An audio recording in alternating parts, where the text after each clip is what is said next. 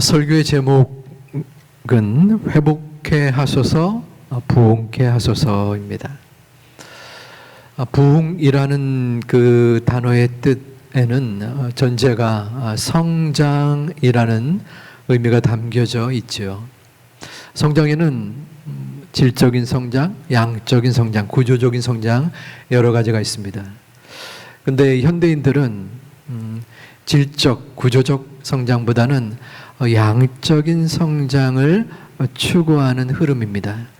우리 한국도 전쟁의 폐허 속에서 한강의 기적을 만들었던 쾌속, 고속 경제 성장을 이루었지요. 하지만 그러한 양적인 성장에 반비례해서 우리의 정신적인 성장, 또 질적인 부분에서의 어려움이 있는 것을 저는 개인적으로 느낍니다. 교육이나 또 아이들의 인품이나 인성, 또 여러 곳에 소외된 사람들, 물론 완벽한 국가는 없습니다. 교회도 마찬가지인 듯 싶습니다. 한국 교회의 경제 성장과 맞물러 교회도 양적으로 일단 성장을 했습니다. 한때는 세계 10위권, 20위권의 교회가 한국에 있다. 이것은 성도의 숫자, 또 교회 규모를 많이들 이야기했습니다. 그러다 보니까 소위 좀 작은 교회에서 목회를 하는 분들은 마음속에 주눅이 들고 또 혹은 자책감이 드는 말이 안 되는 모습이 생겨나기도 했습니다. 이것은 분명히 잘못된 것입니다. 성장의 부정적인 모습인 것이죠. 적어도 세상의 것은 그렇다 할지라도 하나님의 교회, 하나님의 나라, 하나님의 백성은 한 명의 영혼, 한 명의 소중한 하나님의 음성, 또 하나님의 나라를 건설하기에 부족함이 없어야 합니다. 그래서 부흥은 물론 양적인 부흥을 무시할 수는 없습니다. 그러나 우선적인 것이 되어서는 안 된다고 저는 생각합니다. 우리 한국교회 또 한국사회, 저는 부흥이라는 말을 좋아합니다. 제가 열정적인 그러한 사람의 성향까지는 아니더라도 하나님 부흥을 허락하여 주시옵소서. 우리의 마음 속에, 우리의 심령 속에, 우리 교회 위에 부흥할 수 있는 은혜를 여러분들 사모하며 또한 주님 앞에 아뢰는 은혜가 있기를 주님의 이름으로 축원합니다. 그런데 부흥 이전에 회복이라고 생각합니다. 부흥만 달려왔어요. 우리 한국 사회와 또 교회가 그것과 맞물려서 바람직한 건 아닌데 외적인 부분에 더 신경을 썼습니다. 분명히 잘못된 것입니다. 외적인 부분은 내면의 세계, 내적인 하나님을 알아가고 하나님을 사모하고 하나님의 나라를 건설하는 자연스러운 모습에 결과적으로 주어질 수도 있고 주어지지 않을 수도 있다고 생각합니다. 그러나 우리의 모습은 외적인, 가식적인, 외형적인 모습에 그 사람의 절대의 가치, 그 집단의 수준을 가름하는 오류를 범하지는 않았나 생각합니다. 진정한 부흥, 하나님 보시기에 합당하고 하나님 나라의 귀중한 마음의 부흥을 이루기 위해서는 회복이 있어야 합니다. 하나님 앞에 무릎 꿇고 나의 부족함과 연약함을 아뢰고 나의 죄를 회개하고 그 가운데 하나님이 우리에게 회복의 은혜를 주실 줄 믿습니다. 그 회복 가운데 부흥을 갈구하는 것입니다. 이번 새송리 전도 축제의 주제는 회복과 부흥입니다. 회복케 하소서, 부흥케 하소서, 부흥을 우선으로 하거나 부흥을 목적으로 하면 그것은 하나님 보시기에 잘못된 것입니다. 나의 영적인 회복, 나의 하나님 앞에 관계의 회복, 나의 복음의 회복이 있을 때 주님께서 우리에게 저절로 또한 결과적으로 회복의 은혜 속에 부흥의 은총을 주실 줄을 믿는 우리 모두가 되시기를 주님의 이름으로 축원합니다. 우리 전도간증 장혜주 집사님을 소개합니다.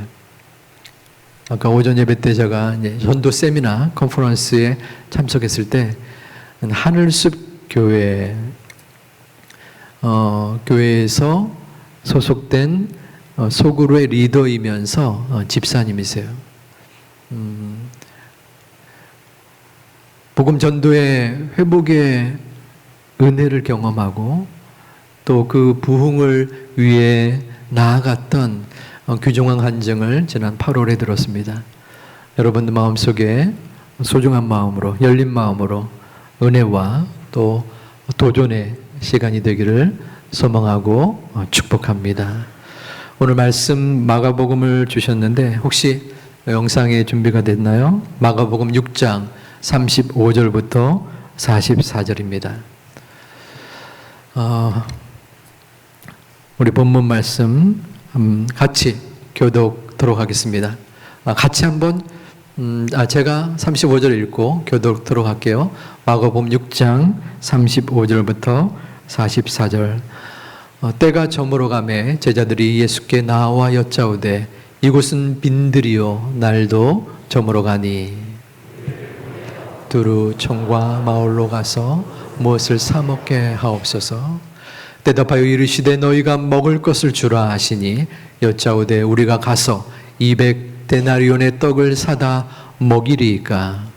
이르시되 너희에게 몇 개나 있는지 가서 보고 알아보고 이르되 떡 5개와 물고기 2마리가 있나이다 하거늘 제자들에게 명하사 그 모든 사람으로 때를 지어 푸른 잔디 위에 앉게 하시니 때로 100명씩 또는 50명씩 앉은지라.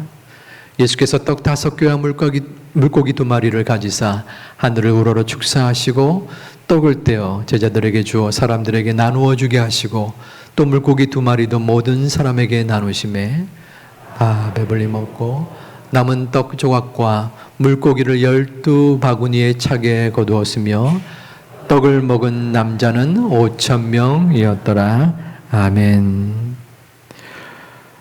우리 간증의 말씀의 제목은 특별한 통로입니다. 우리 집사님은 이렇게 많이 집회를 다니는 분은 아닙니다. 그리고 조용하게 또 봉사하시는 분입니다. 굉장히 많이 긴장이 되시리라 생각합니다.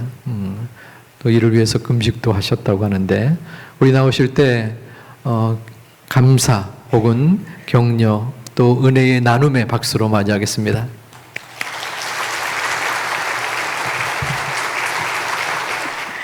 안녕하세요. 저는 하늘숲교회 장혜주 집사입니다. 네, 제가 같이 이야기를 나누기 전에 먼저 기도로 시작하겠습니다. 주님, 이 시간 주님 저는 없게 하시고 오직 주님만이 말씀하여 주세요. 오직 주님만이 나타나 주시옵소서. 주님 감사합니다. 예수님의 이름으로 기도했습니다. 아멘. 네, 우선은 목사님이 저에 대해서 소개를 해주셨지만 제가 저를 소개하자면 저는 6학년 딸 아이가 한 명 있고요. 4학년 아들을 키우고 있는 그냥 평범한 주부입니다. 근데 이게 평범한 주부인 제가 이렇게 많은 분들 앞에 이렇게 서게 됐네요. 근데 저는 이렇게 많은 분들 앞에서 이렇게 설 수 있을 만큼 용기 있는 사람이 아니었습니다. 굉장히 소심하고 소극적이고 자신의 생각을 말하지 못할 만큼 굉장히 내성적인 사람이었습니다. 그런데 이런 저를 주님께서 바꿔주셨습니다. 저는 어렸을 때 모태 신앙으로, 신앙인으로 자랐습니다. 학생 시절, 청년 시절, 그 많은 시간들을 교회에서 이렇게 보냈습니다. 그런데 제가 결혼을 하고 첫째를 낳으니까 그렇게 평생 빠지지 않았던 예배를 빠지기 시작했습니다. 아이가 아파서 빠지고, 준비가 늦어져서 빠지고, 아이 병원 가느라 빠지고, 여러 가지 핑계를 대면서 제가 교회를 빠지기 시작했고, 그리고 한 교회에 정착하지 못하고, 이 교회, 저 교회를 막 전전하며 다니는 유목민과 같은 그런 신앙생활을 했습니다. 그렇게 떠돌이 신앙을 하다가 청년 때 같이 신앙생활을 했던 친구를 만나서 지금의 교회를 다니게 됐는데요. 제가 이제 다시 교회를 다니고 신앙생활을 하면서 진정한 신앙생활은 예수님을 따르는 삶이고 예수님이 하셨던 그 일을 나도 하는 것이라는 것을 깨닫게 해주셨습니다. 그리고 주님께서는 지금까지 제가 예수님을 따르기보다는 종교 생활을 하고 있었다라는 것을 깨닫게 해주셨습니다. 그래서 제가 이젠 다시는 방황하지 않고 예수님을 따르는 삶을 살아야겠다라고 마음을 먹고, 그리고 예수님이 하셨던 일, 예수님을 모르는 사람들에게 예수님을 전하는 그 일을 하기로 마음을 먹었습니다. 우선 거창한 걸 하지 않았어요. 우선은 제가 할 수 있는 일, 주님께 드릴 수 있는 그 일을 먼저 하기 시작했습니다. 낮에는 첫째는 어린이집에 맡기고, 둘째는 아기띠를 메고, 그리고 전도 대상자를 만나러 다니기 시작했습니다. 근데 전도 대상자를 만날 때 아기도 메고 이렇게 하지만 또 다르게 생각했어요. 뭐냐면 반가운 사람을 만나고, 또 반가운 사람을 만나면서 맛있는 음식도 먹고 이렇게 한다고 생각하면서 즐겁게 낮에는 전도 대상자를 만났습니다. 저녁에는 저희 교회에서는 블레싱이라는 노방전도가 있었어요. 그때는 여전히 둘째를 아기띠에 메고, 첫째는 이제 어린이집에서 왔으니까 첫째는 한 손에 이렇게 잡고 한 손에는 전도지를 들고 그렇게 전도를 다녔습니다. 그냥 우리도 막 저녁에 산책 다니잖아요. 일부러 식사하고 산책 다니시잖아요. 그런 것처럼 저도 그렇게 산책한다 생각하면서 가볍게 아이들을 데리고 그렇게 노방전도를 다니기 시작했습니다.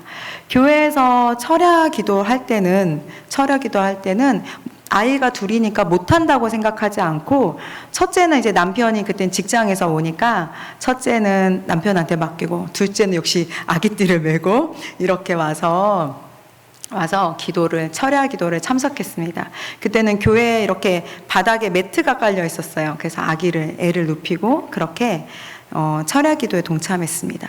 교회에서 할 수 있는 거, 제가 할 수 있는 거, 그 작은 일들을 먼저 시작하였습니다. 본문에서 보면 아까 목사님이 본문 말씀해 주셨는데, 본문에서 보면은 예수님께서 수많은 사람들이 예수님께 몰려오잖아요. 몰려오는데 그들을 보니까 너무 예수님이 불쌍한 거예요. 그래서 말씀도 전하시고 아픈 사람도 치유하시고, 그러다 보니까 해가 지고 사람들이 배고파하기 시작했어요. 그때 본문에서 제자들은 예수님, 마을에 가서 사람들에게 먹을 것을 사 먹으라고 할까요? 그렇게 말을 해요. 근데 예수님께서는 아니, 그럴 것 없어. 너희들이 가서 너희 먹을 것을 주라고 말씀을 하셨습니다. 그래서 제자들은 어디 먹을 게 뭐가 있지 찾다가 보리떡 5개, 물고기 2마리, 그거를 예수님께 가져왔죠. 근데 예수님은 제자들에게, 야, 너희 이 보리떡 5개와 물고기 2마리, 이 사람들 좀 봐. 얼마나 많은데 이거 갖고 되겠니? 이렇게 말씀하지 않으셨어요. 그 작은 거, 보리떡 5개, 물고기 2마리를 받으시고 예수님께서는 그것을 통해서 기적을 나타내셨습니다. 성인 5,000명을 먹이고, 그리고 12광주리가 남는 그런 기적을 일으켰습니다. 그래서 저도 예수님께 드릴 수 있는 거, 제가 드릴 수 있는 것, 작은 것부터 시작했습니다. 제가 예수님을 따르기 시작하면서 깨달은 것이 있습니다. 그것은 주님은 우리가 감당하지 못할 일, 어려워할 큰 것을 요구하지 않으신다는 것이었습니다. 저는 제자들처럼 계산했거든요. 아까 제자 본문에 보면은 우리가 200데나리온이나 되는 떡을 어떻게 구할 수 있을까요? 이렇게 말을 했잖아요. 저도 그렇게 계산했어요. 제자들처럼. 그래서 주님께서 제가 감당하지 못할 헌신, 수고, 희생 그런 것들을 요구하실까 봐 예수님을 따르는 것을 굉장히 주저했었습니다. 하지만 주님을 따르기 시작하면서 제가 할 수 있는 일, 감당할 수 있는 일들을 요구하신다라는 것을 제가 알게 됐습니다. 그래서 주님은 우리에게 큰 것을 요구하지 않으세요. 그리고 우리의 능력 밖의 일을 요구하지 않으십니다. 오병이어처럼 우리가 드릴 수 있는 것, 할 수 있는 것, 그 작은 일을 우선 하라고 말씀하십니다. 또 주님을 따르면서 주님은 저를 변화시켜 주셨어요. 저는 제 자신을 굉장히 소심하고 부족한 사람이라고 생각했습니다. 하지만 주님은 저를 소심한 사람이 아니라 담대한 사람으로, 그리고 소극적인 사람이 아니라 적극적인 사람으로, 그리고 내성적인 사람이 아니라 용기 있는 그리스도의 군사로 부르셨다라는 것을 제 자신을 깨닫게 하셨습니다. 그리고 또 다른 사람을 보는 시야를 바꿔주셨어요.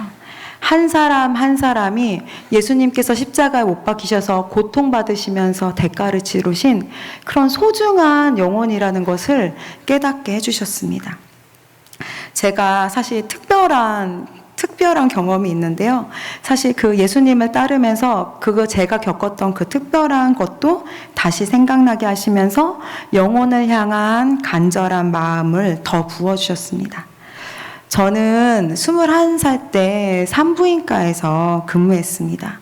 그곳은 성매매를 하는 분들이 아이를 지우러 오고 임신한 학생들이 아이를 지우러 오는 그런 산부인과였습니다. 여러분, 성매매하는 분들이라고 하면 어떤 이미지를 갖고 계세요? 왠지 막 가까이 갈 수 없는 아우라, 포스, 기가 세고 말도 못 붙일 것 같은 그런 무서운 이미지를 갖고 계시지 않은가요? 근데 사실은 전혀 그렇지 않아요.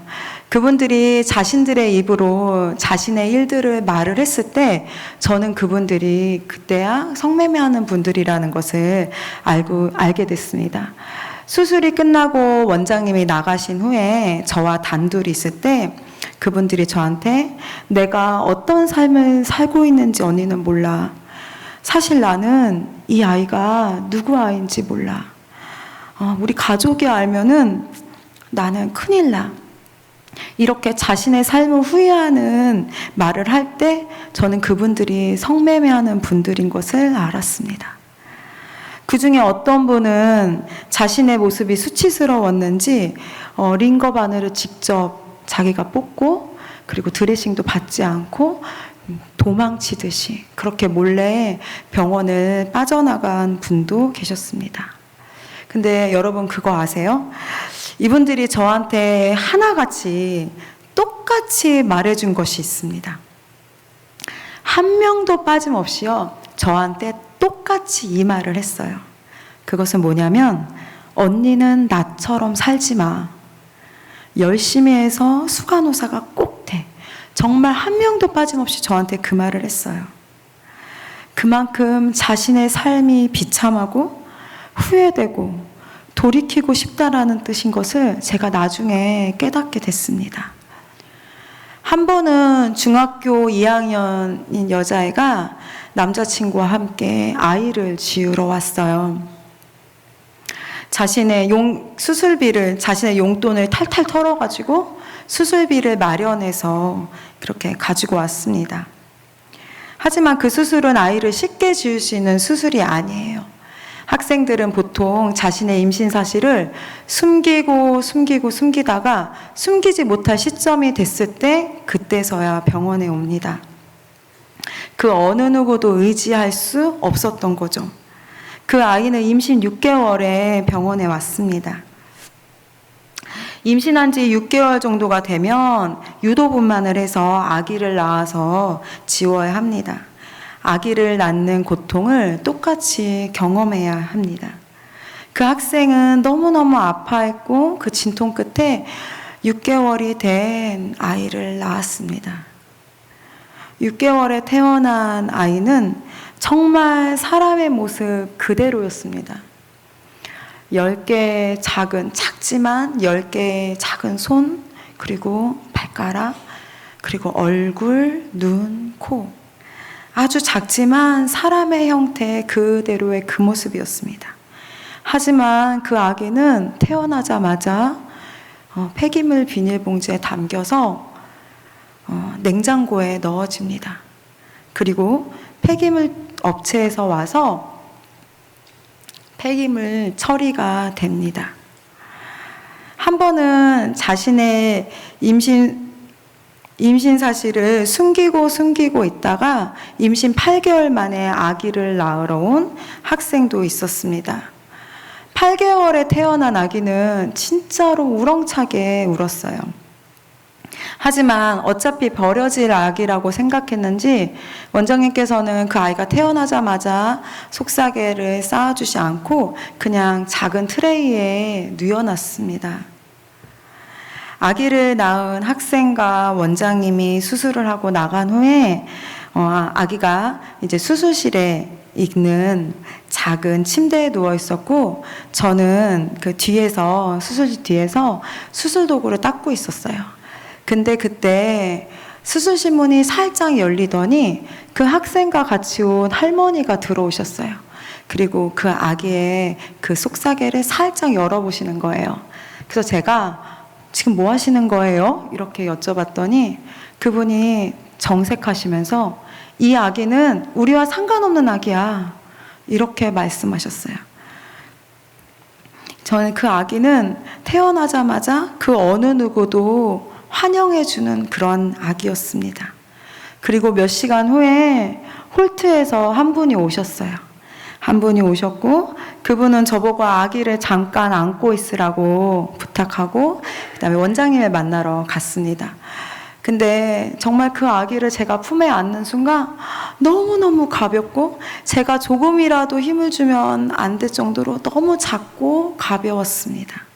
저는 이 어느 누구도 환영해주지 않는 이 아기, 자신을 가장 사랑해줄 엄마로부터 버림받은 이 아기에게 내가 무엇을 해줄 수 있을까? 내가 고민을 하다가 한 찬양이 생각이 났어요. 제가 보내드렸는데요. 한번 볼까요? 그 찬양 가사는 이거였어요. 아주 먼 옛날 하늘에서는 당신을 향한 계획이 있었죠. 하나님께서 바라보시고 좋았더라고 말씀하셨네. 이 세상 그 무엇보다 귀하게 나의 손으로 창조하였노라. 내가 너로 인하여 기뻐하노라. 내가 너를 사랑하노라. 세상에서 어느 누구도 환영해주지 않는다 하여도 너를 향한 하나님의 그 계획이 있고 하나님은 너를 너무 기뻐하신다라는 것을 이 아기에게 말해주고 싶었습니다. 그래서 제가 그 아기를 안고 이 찬양을 했어요. 그런데 사실은 그 아기를 본 홀트에서 오신 분이 아기를 안고 보시더니 아기 안색이 너무 안 좋다고 그렇게 말을 했어요. 그 원장님은 퉁명스럽게 그냥 대학병원에 데려가세요 이렇게 말씀을 하셨어요. 근데 그 병원에 오랫동안 청소 일을 해주셨던 여사님이 계셨는데 아마 그 아기는 죽었을 거라고 그렇게 말씀을 하셨어요. 네. 그렇게 8개월 된 아기가 태어났고 8개월에 그 아기를 낳은 학생은 마지막 드레싱을 하는 날 저한테 이렇게 말했습니다. 선생님, 저 다음에 이 병원에 아기를 또 낳으러 올게요. 저한테 그렇게 말을 했어요. 제 마음의 속으로 욕을 했어요. 얘가 제정신인가. 근데 그 여학생이 하는 말이 제가 다음에는 결혼해서 남편이랑 같이 올게요. 이렇게 하는 거였습니다. 제가 그래서 그래 그럼 다음에는 결혼해서 남편이랑 아이 낳으러 오렴 하고 사탕을 이렇게 한 움큼 쥐어주는 기억이 있습니다. 사실 이 산부인과에서 일했던 제 경험은 저에게는 눌림이었고 죄책감이었습니다. 어쩔 수 없는 상황이긴 했지만 나도 살인죄에 동참한 것은 아닌가 이렇게 후회와 죄책감이 있었습니다. 그런데 제가 전도를 하고 영혼들을 만나자 주님께서는 제가 겪었던 그 일들을 죄책감이 아니라 영혼들을 향한 간절한 마음으로 바꿔주셨습니다. 그 당시에 저는 그저 병원에 아이를 지우러 오는 그 사람들이 후회하고 있구나, 돌이키고 싶구나, 그 정도로 그냥 안타까운 마음만 있었습니다. 하지만 제가 예수님을 사람들에게 전하면서 나처럼 살지 말라 하던 그 영혼들의 말이 자신의 삶은 어둠과 절망 그리고 소망 없는 그런 비참한 삶이라고, 누가 내 삶을 좀 구해달라고, 그렇게 살려달라고 하는 그런 절규인 것을 제가 깨달았습니다. 또 나중에 커서 남편과 함께 아이를 낳으러 오겠다고 했던 그 학생은 정말로 방황하는 자신을 누가 좀 잡아달라고, 나도 이런 삶을 살고 싶지 않다라고 말하는 고백인 것을 제가 깨달았습니다. 그래서 영혼을 향한 더 간절한 마음으로 예수님을 전하게 됐습니다. 저는 특별히 10대를 향한 마음이 컸습니다. 사실 저는 산부인과에 있을 때 아이를 지우러 오는 학생들을 굉장히 미워했습니다. 소위 문제아들, 너희들의 순간의 일탈로 인해서 이런 결과가 나온 것이니까 너희들이 이렇게 힘들고 아파하는 거는 너희들이 감수해야 된다라고 생각하면서 그 아이들을 정죄했습니다. 진통 때문에 아파하는 그 학생의 병실에 들어가지도 않았고요. 따뜻한 말 한마디 전하지 않았어요. 그런데 제가 나이를 먹고 결혼을 해서 진짜로 제 배를 아파서 아이를 낳아보니까 그때 그 아이들이 얼마나 아팠을까, 얼마나 막연하고 두려웠을까, 누군가가 잡아주는 사람이 없어서 그랬을 텐데 하면서 제가 그때 그 아이들을 미워하고 정죄했던 그 마음에 미안한 마음이 있었습니다. 그래서 저는 항상 10대를 향한 빚진 마음이 있었습니다. 근데 저는 10대를 전도하려고 하니까 저는 이미 결혼을 했고 아이가 둘이나 있는 이제 아줌마잖아요. 그래서 10대를 향한 마음이 있었지만 10대를 전도해야 된다라는 전도를 하려는 엄두가 나지 않았습니다. 그때 저희는 리더님이라도 부르거든요. 구역장님 같이. 네, 제 리더님께서 제가 10대를 향한 마음이 있는 걸 아시고 학교 전도를 같이 가자고 말씀하셨습니다. 저는 되게 뛸 듯이 기뻤어요. 10대를 향한 빚진 마음, 제 마음을 아시고 하나님께서 길을 열어주신 것 같았습니다. 그래서 제가 먼저 걸음마도 떼지 못한 저희 아들 둘째를 10개월 된 둘째를 어린이집에 맡기고, 그리고 이제 리더님과 함께 한 군데 학교를 정해서 매일 학교 시간에 맞춰서 전도를 갔습니다. 처음 학교 전도를 간 날은 잊을 수가 없습니다. 학교 위치를 잘 몰라가지고 버스를 타고 골목골목을 물어서 겨우겨우 학교를 찾아갔습니다. 그 학교는 버스를 타고 간 후에 한참 걸어서 들어가야 나오는 특성화 여고였어요. 진하게 화장을 하고 짧은 교복 치마를 입고 막 욕을 하고 막 길에 침을 뱉으면서, 그리고 학교 주변에서 담배를 피는 그 아이들의 모습이 낯설기도 했지만 그 예수님이 필요한 방황하는 아이들이라고, 그리고 예수님이 필요한 그 영혼이라고 생각하니까 그 학생들 한 명 한 명이 너무 사랑스러워 보였습니다. 그래서 아이들과 친해지기 위해서 사탕도 주고, 그리고 아이들에게 말을 걸기 위해서 오늘 급식은 어땠는지 물어보기도 하고, 무슨 과인지 물어보기도 하고, 꿈이 무엇인지 물어보기도 하면서 아이들과 친해지려고 노력했습니다. 제가 사실은 첫날 학교 전도를 첫날을 잊지 못하는 게요. 저희 리더님과 함께 버스를 타고 이제 전도를 하고 버스를 타고 딱 내리자마자 같이 똑같이 생각한 게 있거든요. 그게 무엇이었냐면 둘이 똑같이 동시에 우리 옷부터 바꾸자. 옷부터 바꾸자였습니다. 제가 왜냐하면 아이를 키우면서 집에만 있다 보니까 이 학교 전도의 스타일과 맞지가 않는 거예요. 그래서 저희가 학교에 맞게끔 우선 스타일부터 바꾸자 해서 저희 교회 옷 잘 입는 청년을 섭외해가지고 같이 옷을 먼저 사러 갔습니다. 그래서 옷을 사고 마치 그렇게 하다 보니까 또 스타일도 더 젊게 바뀌고 이러니까 학생들이 저한테 언니라고 부르더라고요. 근데 제가 그게 어쩔 수 없이 저도 너무 기쁘더라고요. 언니라고 부르니까. 그렇게 즐겁게 학교 전도를 했습니다. 어떨 때는 단축 수업이 있어가지고 학교에 갔지만 허탕을 치고 돌아온 적도 있습니다.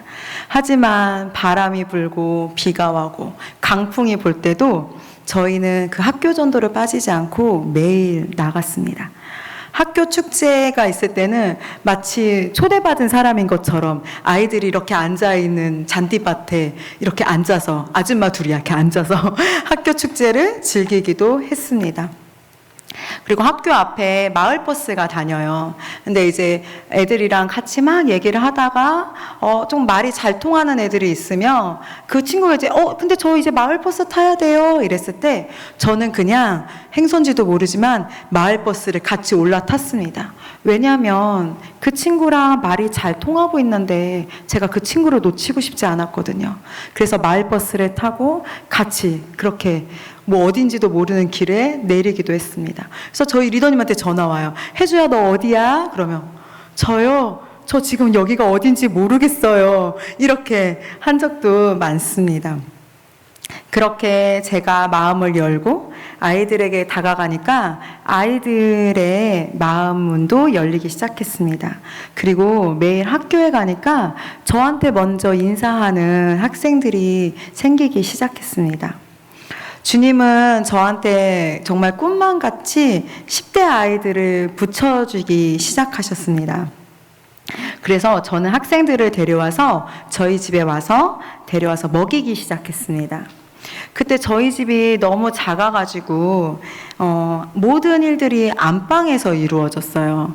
아기 물건도 있고 뭐 가구들도 있고 그래서 저희 안방이 한 여기서 여기만큼밖에 안 됐을 거예요. 여기서 여기 요 위 상단에 되게 작았어요. 근데 거기서 아이들과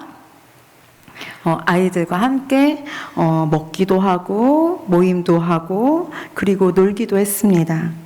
뭐 8근이나 되는 고기를 삶아서 먹이기도 하고 삼겹살도 같이 구워 먹고 그리고 시험 때가 되면은 간식 꾸러미를 이렇게 만들어서 아이들에게 주기도 했습니다. 이렇게 교회에 나오는 아이들이 늘면서 주일 오후에는 저희 차 스타렉스가 있었는데 스타렉스를 끌고 지금 여기는 인천이라 잘 모르실 수도 있는데요. 저희 교회에서 신정동에서 방화에서 또 까치산까지 이렇게 전철역에 한 2-3정거장, 5-6정거장을 이렇게 다니면서 아이들을 태워서 그렇게 교회에 데리고 오고 했습니다. 그런데 제가 아이들을 위해서 기도를 하고 있는데 한 가지를 깨닫게 하셨어요.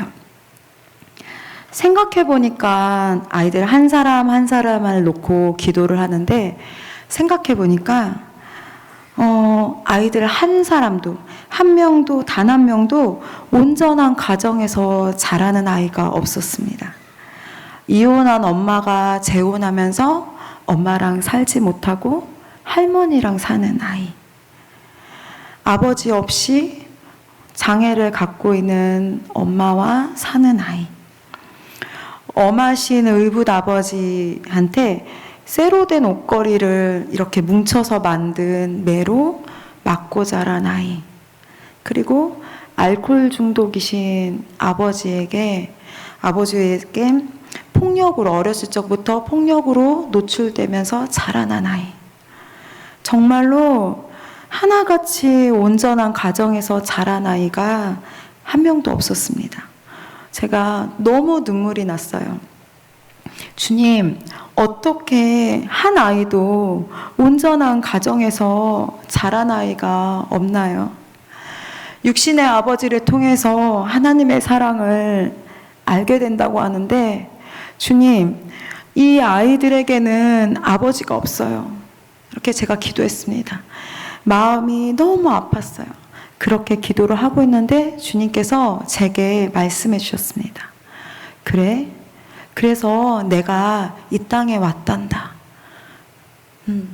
주님이 그 아이들을 위해서 이 땅에 오셨구나. 그래서 제가 그 말씀을 듣는 순간 제 마음에 소망이 들어왔습니다. 맞다. 친정한 그 아이들에게는 친정한 아버지가 주님이시지.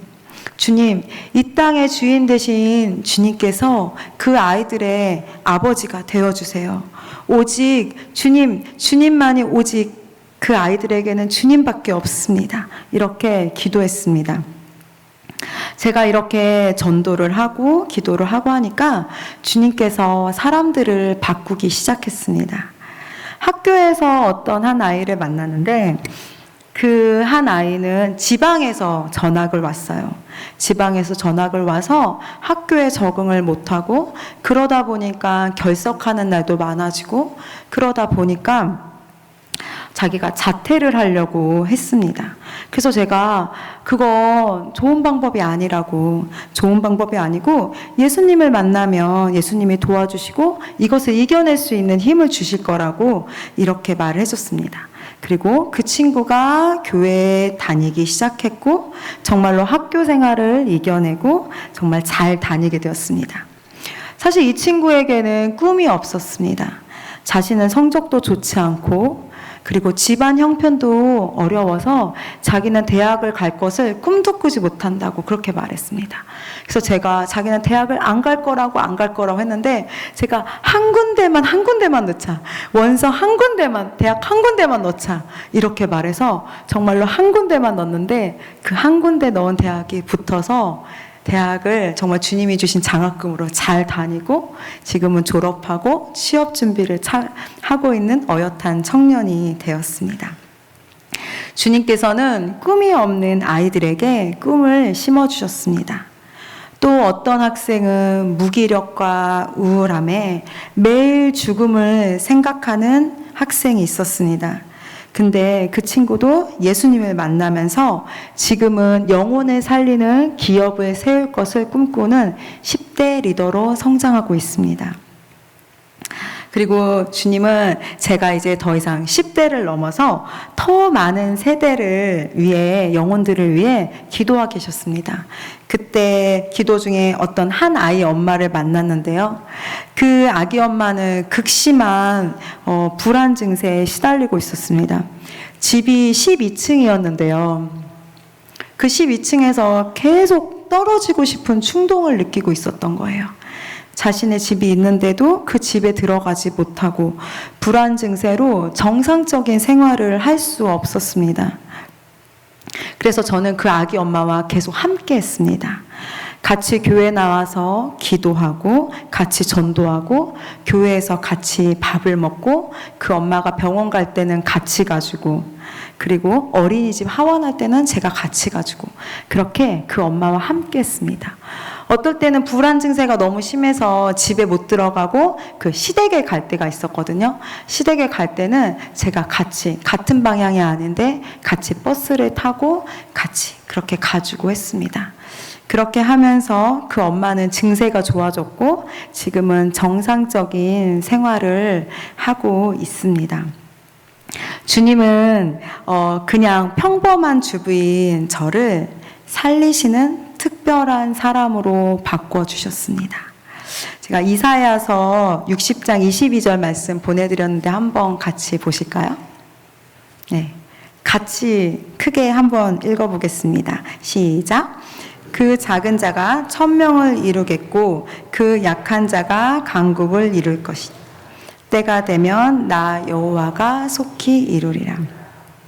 이거는 저희 교회 본당에 적혀 있는 말씀이에요. 어떻게 작은 자가 1000명을 이루고 약한 자가 강국을 이룰 수 있을까요? 어떻게 작은 자가 1000명을 이루고 그 약한 자가 강국을 이룰 수 있을까요? 그것은 천을 이루고 강국을 이룰 수 있는 주님의 통로가 되면 되는 것이었습니다. 보리떡 5개, 물고기 2마리로 기적을 일으키셨듯이, 예수님께서 기적을 일으키셨듯이 나의 것을 드렸을 때 주님께서 그 기적을 일으키시는 것입니다. 저는 지금 1년 동안 그러니까 1년 동안 한 달에 한 번씩 3일 금식을 작정했습니다. 그리고 여기 인천 제2교회에 오기 직전에 제가 그 12번의 3일 금식을 끝냈습니다. 네. 근데 저한테 굉장히 의미가 있어요. 그래서 저는 제 인천 제2교회 이 온 날을 평생 잊지 못할 것 같아요. 제가 왜 그 1년 동안 한 달에 한 번씩 3일 금식을 작정했냐면, 저희 교회가 신정동에서 고양시로 이사를 오면서 저희 집도 따라오게 됐어요. 근데 저희 집이 그때 반지하였거든요. 근데 반지하에서 교회를 따라오면서 더 좋은 집, 3층 집, 지하에서 3층으로, 그리고 더 넓은 집으로 하나님이 저에게 집을 이사하게 해주셨어요. 근데 제가 너무 하나님께 감사드리는 거예요. 주님이 이렇게 복 주신 것에 너무 감사드려서, 주님, 제가 주님께 뭔가 드리고 싶어요. 제가 정말로 주님이 이렇게 저를 이사하게 해주시고, 또한 제가 또 이사 온 이 지역에서 더 많은 영혼들을 주님께 인도하고 싶은데, 제가 뭔가 주님께 드리고 싶어요. 그런데 제가 지금 이사 와서 재정도 없고요. 제가 능력도 없고요. 저 재능도 없어요. 주님, 제가 뭔가 드리고 싶은데 뭘 드릴 수 있을까요? 제가 이렇게 기도하는데, 제가 예전에 작정했던 그 금식 기도, 그것을 생각나게 하셨어요. 그래서 제가 이렇게 작정을 하게 됐습니다. 예수님은 제가 드린 것보다 더 많은 것으로 갚아주시는 분이신 것을 제가 경험했습니다.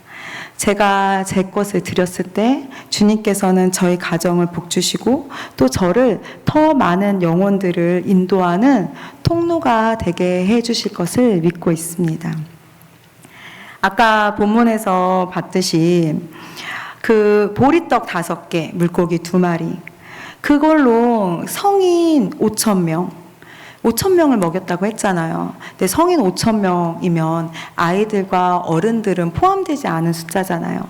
그러면 아주 작게 잡아도 성인 남자 5,000명에 어린이, 그리고 여자들 하면 작게 잡아도 1만 명은 될 거라고 하더라고요.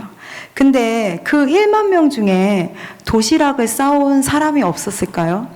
그 1만 명, 그 수많은 1만 명 중에 먹을 것이 없는 사람이 없었을까요? 분명히 도시락을 싸온 사람도 있었을 거고요. 분명히 그 안에 먹을 것이 있는 사람도 있었을 것입니다.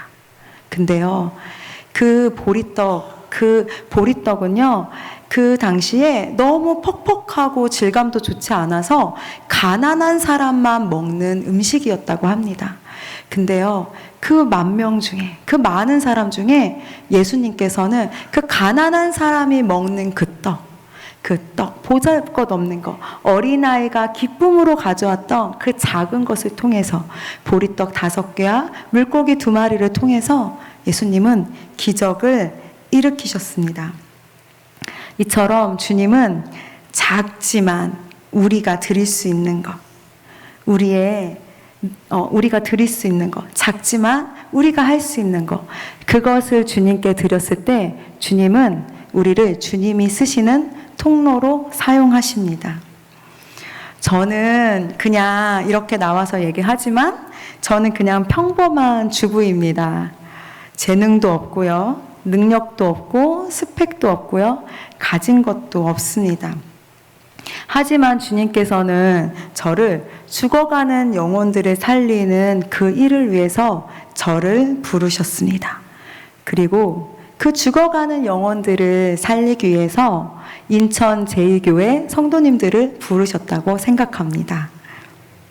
주님은 우리가 감당하지 못할 일을 요구하지 않으십니다. 우리가 드릴 수 있는 것, 그 작은 것을 주님께 드리기를 원하십니다. 우리가 그것을 드릴 때 주님의 일하시는 통로가 되는 것입니다. 주님은 우리에게 큰 능력을 요구하지 않으세요. 주님은 우리에게 큰 것을 요구하지 않으세요. 왜냐하면 주님이 능력이시고 주님은 주님의 능력으로 일하시기 때문입니다.